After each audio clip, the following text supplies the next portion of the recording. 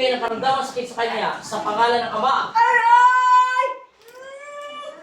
ng Anak, at ikaw, pag hindi ka pa rin lumayas sa katawan niya, dagdagan magnitiko yung apoy sa katawan niya. Dagdagan ng init. Dagdagan ng liwanag ang buong espiritu niya. Sige. Sige, ano? Ayaw mo pa rin ha? Tanggalan ng hininga sa loob ng katawan niya. Tinatanggalan ko ng bis at kakayahan ng kapangyarihan ng kadiliman sa pangalan ni Jesus. In Jesus' name, Amen!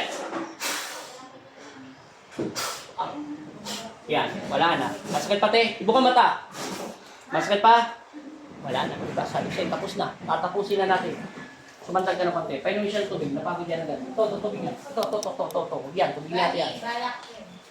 Tingnan natin kung masasaktan pa kita katulad kanina. Pag hindi na kita nasaktan, panalo ka na. Kaya magpasalamat ka. Akin ang kamay mo. Ready? Sana ka. Sige ng diretso, te. Huwag ka sumantag. Pikit. Yan o. Masakit pa? Wala na. Tapos na. Tingala. Amen. Pikit. Ngayon, tingnan natin maglakad. Huwag ka marunong tinila. Tingnan natin kung lasing ka pa maglakad. Alam ko may clean pa mo. Anong pinagkaiba? Papantay na siya maglakad, oh. Hindi na siya katulad kayo na parang lasing-lasing. May handhover. Ngayon, wala ka ng handhover, te. Bate, Anong pinagkaiba mo, te? ang bilis mo nang lumakad ah. Anong pinagkaiba, te? Pag hindi ka naman ganyan maglakad kanina, parang maglakad kanina. Ganyan. Ngayon, paano ka maglakad ngayon? Oh. Okay, mega shoutout po sa EEG Sigabo. Ang ano pala ngayon, nagpagano'n si ate, binigyan siya ng vitamins ng doktor, pero alam ko stroke yun, silent stroke talaga siya. Ang lakad ni ate kanina ay pantik. Yung unang punta mo ito, ganyan. Ngayon, huwag ka muna maglakad kasi baka masyadong ginalingan ni mo eh. Baka sabihin, binayaran kita. Kaso, kaya pala hindi gumagaling si ate, alam niyo bakit? Mayroong taong nagagalit o naiingit sa kanya dahil nagtatrabaho siya, bawal ko na sabihin, medyo maganda ang trabaho niya. Medyo maganda ang kanyang hawak, kinakaingitan.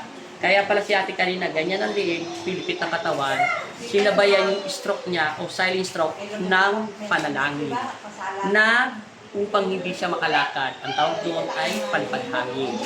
Ngayon, ginamot na siya ng Diyos, pero papakita ko pa rin sa inyo mamaya yung actual video niya na ginamot siya sa spiritual. Pero ngayon, pakita muna natin kung anong himala ginawa ng Panginoon Kristo sa ngalan ng Pong Jesus Nazareno sa lakad ni ate. Sige Nay, lakad kayo Nay.